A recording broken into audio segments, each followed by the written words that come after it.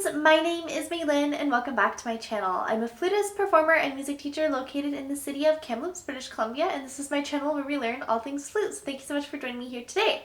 In today's video, we'll be learning the famous Ode to Joy melody from Beethoven's Symphony No. 9.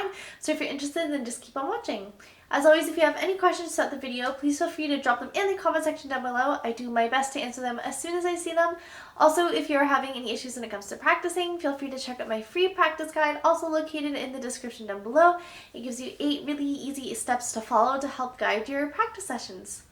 Alright, so let's just get right into today's video. So as I mentioned earlier, we're going to be learning the Ode to Joy theme from Beethoven's 9th Symphony. Again, the arrangement I'm reading here is from 8notes.com. This is going to be the flute quartet. In the description down below, there will be a link to the actual score. So if you're interested in getting and seeing the entire score there, it'll be there for you. So this one I'm not going to transcribe into the lower octave, so I'm going to have it as it is. If you find that it is too difficult, you can always drop it to that lower octave. It just gets to that low C, which can be a little bit difficult for beginners. So this is, I would say, more for an advanced beginner if you're not used to playing up into the higher register. Alright, so I'm going to put up the first flute part right over here. So we're going to go through our first 6 starter bits before we get into clapping and counting the piece. So let's just get right into that. Number 1, we're going to be looking at our key signature. So we're going to take a look in between the treble clef there in our time signature. And we notice that we have 1 flat there, so that means that it can either be an F major or D minor. So we're going to take a look throughout the entire piece, looking at the beginning and the end. If you see the tonic note, we don't start on the tonic note, but however we do end on an F, so that's a strong indication that we're in F major.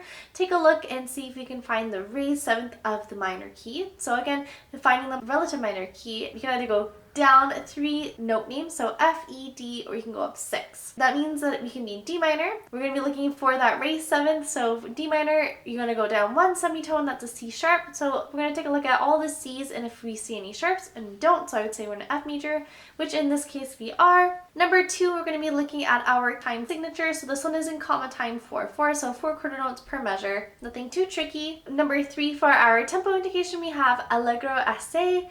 I'm not sure if I'm saying that quite right, but essentially we want a nice allegro tempo. So I'm going to be playing this at a quarter note equals 112. Number 4, we're going to be looking at our dynamics. So we're just going to take a quick look. We start with a forte, and we don't have any other dynamics written throughout the piece. So I would say experiment with the dynamics so long as they have a nice, beautiful, strong sound. That's what you're going to really be focusing on. Just make sure that you do pay attention that there is a RAL written at the end. However, I'm just going to not play that just for ease of playing along with the accompaniment at the end. Number 5, we're going to be looking at our articulation. So here we have just a lot of slurs, so just make sure that you pay attention to where all of those slurs are and that you take a breath after or before you play those slurs. Otherwise, at the beginning, you're just having that normal tonguing, and the same thing with any of the other notes that don't have any other articulation written on top. And number 6, we're going to be looking at our roadmap. So we're just looking to see if we have any decapos or repeat sides, and at a quick glance we don't. So I would say we're just reading it from the top to the bottom. Alright, so let's just get right into clapping and counting the song here.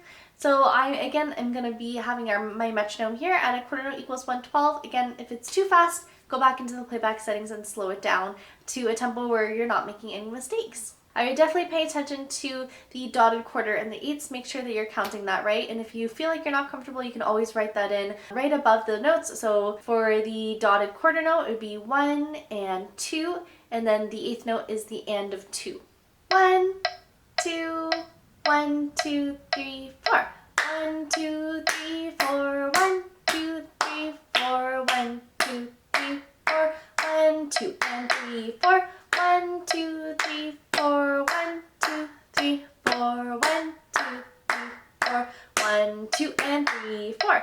1, 2, 3, 4. 1, 2, and 3, 4. 1, 2, and 3, 4. 1, 2, 3, 4. 1, 2, 3, 4. 1, 2, 3, 4. 1, 2, 3, 4. 1, 2, and 3, and 4. And 1, 2, 3, 4. 1, 2, and 3, 4. 1, 2, and 3, 4. 1, 2, 3, 4. 1, 2, 3, 4. 1, 2, 3, 4. 1, 2, 3, 4. 1, 2, and 3, 4. 1, 2, 3, 4.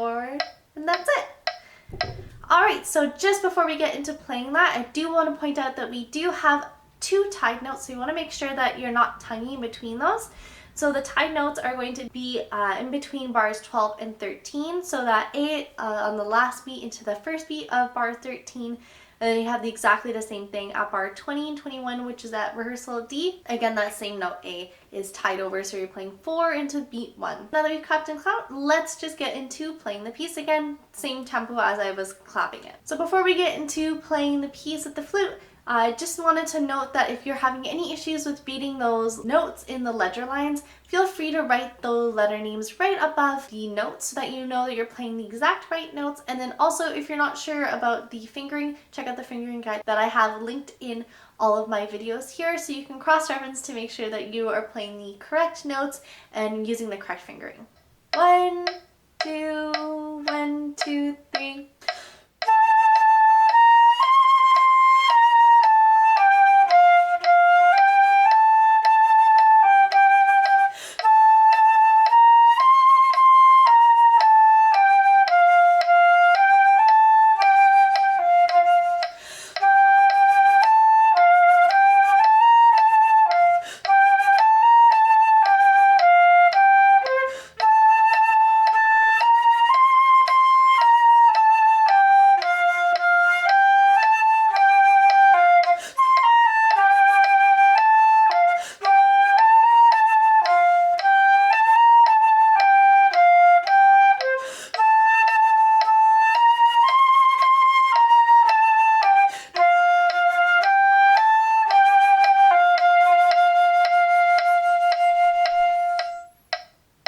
Alright, very nice. So that should be it for today's video. Again, if you do have any issues practicing, feel free to check out my free practice guide, or if you have any questions, drop them in the comment section down below. I just want to say thank you so much for joining me here and for spending time with me in learning this new melody. If you're interested in playing along to an accompaniment, I do have the 4-part accompaniment at the end of this video, so stick around for that. Alright, so thank you so much again, and as always, happy fluting!